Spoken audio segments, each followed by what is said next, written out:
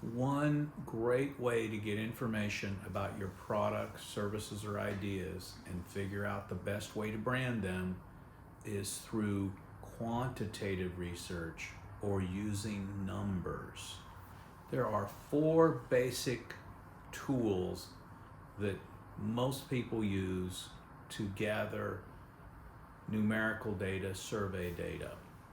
And those include online surveys, phone surveys, intercept surveys, and believe it or not, snail mail or mail surveys. Talk about online surveys. This, of course, uses some form that someone can access either through their phone or tablet or desktop or laptop. And then there would be a number of questions on there with ratings or check several categories, select all that apply, or even ways to fill in, if you're going to use a verbatim comment, fill in information. So these are very popular. There's a lot of services out there, anything from Google Forms to Qualtrics to Question Pro, which is one of the companies I use. There are dozens and dozens and dozens of them out there. And the idea is that you put your questions in there, and then the service handles the back end and processing. When someone fills out a form, you are able to access that data. Sometimes it will generate some preliminary graphs or charts, but it's all done online. These are great tools if you have a relationship with your target audience. For example, over the years, I've built a panel of people who've signed up that want to participate in surveys that we run. We pay these people a small amount of money, usually a $5 or $10 Amazon gift card for participating. We have thousands of emails.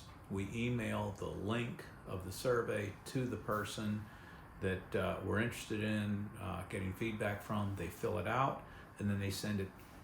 Once they click that data, it's all processed, and again, we can access it. That's a great way. That same technique we can use for text surveys, where you send a short text with the link in there, or any other way you can distribute the survey. The problem is, if you don't have a relationship with some of these people, the response rates are typically pretty low. And so you've got to do thousands or tens of thousands of send outs to get a viable number of responses. For example, on the text surveys, I might send out 50 or 100,000 text messages to get 2, 3, 4, 500 completed surveys. So it's a lot of texting to get a limited amount of feedback, but still pretty efficient and still can give some great insight. One of the big problems with online surveys, especially ones where you're going to be paying people to participate, are either bots. These are computer programs, of course, that fill out fake surveys and screw up your data, or they're actually real people that get in a network and they say, hey, here's a way to make some money, and they quickly send it around to their network, and then you've got a whole bunch of people from countries or other places that have nothing to do with your target audience filling out surveys and basically creating a lot of garbage in there. So one way you can handle that is on your survey software. One of the things I always do is verify that the person we invited to participate is actually who completed the survey by checking their emails. And second, allowing people to fill out only one survey. So there's a lot of, but you really have to stay on top of it. You have to be very suspicious. Another technique you can do is look at the open-ended comments, and if it looks like there's garbage or 1 or 2 words or something like that, we just delete those responses out and don't count them. So again, online surveys, fantastic, very efficient way to gather feedback, but it has some real liabilities. So here's an example of what an online survey might look like. Notice that it has circle boxes. A circle is going to be a check one, so that could either be a rating or a yes, no, or some sort of question like that. It will have square boxes, and the square boxes typically mean that you can check all that apply. They might have other things like drop-down menus or select one, whatever. These are typical form items. And then there would be a fill in the blank type of a response from either one line to a smaller paragraph. Those are the basic collection category or structures of questions that happen in most online surveys, and they'll work for 95% of the things that you're going after. Another method for collecting surveys is something I call phone interviews, and those can either be live or automated. A live phone interview is when someone, a physical person, contacts the person that is receiving the call and asks them a series of questions. And those techniques are great if A, you have access to the particular person and your topic can be described with words. It's not too complicated. There's not a bunch of ratings or compare and contrast where seeing something was really important, or you're not really asking them to evaluate a video or anything that they can't really see. Those would be better with an online form. A lot of times for a phone survey, the person that's doing the interview has an online survey that they're filling the data into. This used to be called CADI, or computer-aided telephone interviewing, but it's essentially the same sort of thing. So you can create an online form to aid you in the completion of that phone survey that you're doing. Now, one of the things that's happened in the last few years, especially in the United States, is they have something called do not call list. Do not call list. And currently surveys are exempt from this, but you can't do marketing to them. And so if you do, there are heavy fines. The same thing is actually true with texting. You can't automate or bundle text. You can't get 50,000 texts, throw them all in some sort of distribution program and throw it out there. There can be heavy fines for that. There have to be manually text. And so we work with firms where they will have programs basically, and someone sits there and bangs the return key over and over and over, and that's how they send out their text. With the phone surveys, you're dialing the number, or the computer has dialed the number, and you're trying to talk to the person and so forth. Phone surveys used to be very, very popular even a few years ago, but as people become more and more sophisticated and there's more and more cell phones and block calls and they don't know who's calling, these are very, very difficult technique, but still valuable in some cases or situations, especially when you don't have a way to reach the person so easily online.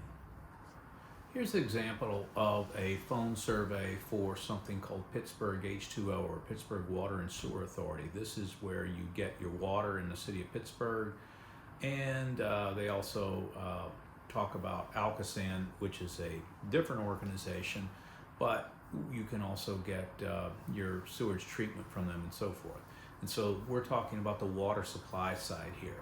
This is a survey that was gone or distributed to customers, residential customers, and business customers. And you can see that there were different categories or areas that they were supposed to be sent to. Notice the different types of questions that are on there. There are directions about what to do at the end of each of them. In this case, the capital directions were not to be read. That's for the interviewer. You see which categories they could mark and so on and so forth. This is a paper version of the survey. If you went online, they would be clicking the buttons and so forth.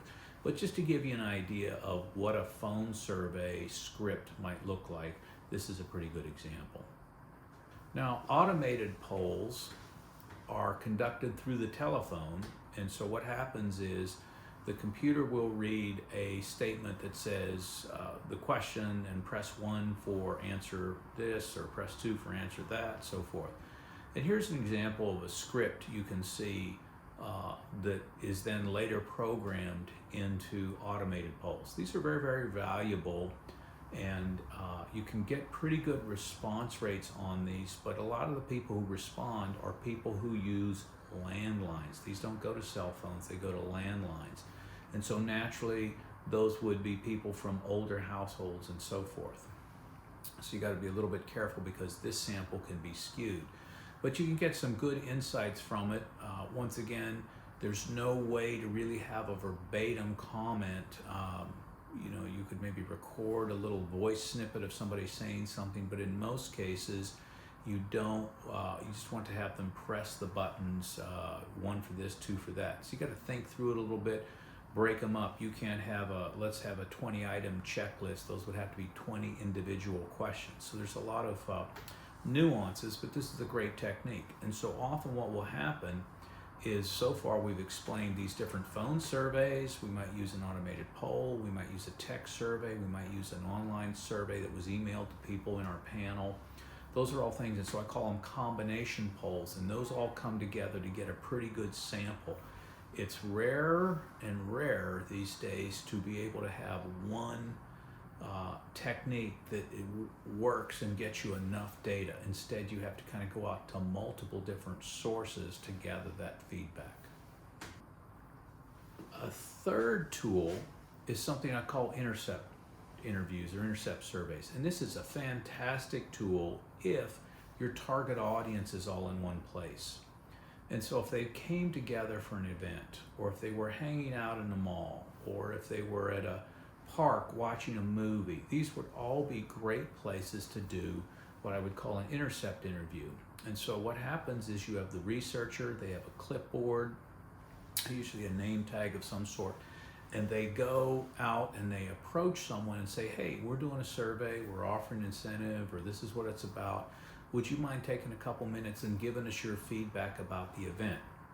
Now, in the intercept interviews, you can ask the questions one at a time and they can fill it out, which is pretty laborious. Or what you can do is, if you're up to a group, let's say there's 3 or 4 different adults there, you might pitch it to the whole group. You have 3 or 4 clipboards already set up, give one to each of them, and then get the feedback back from them, the completed surveys, reset your clipboards, and approach your next group.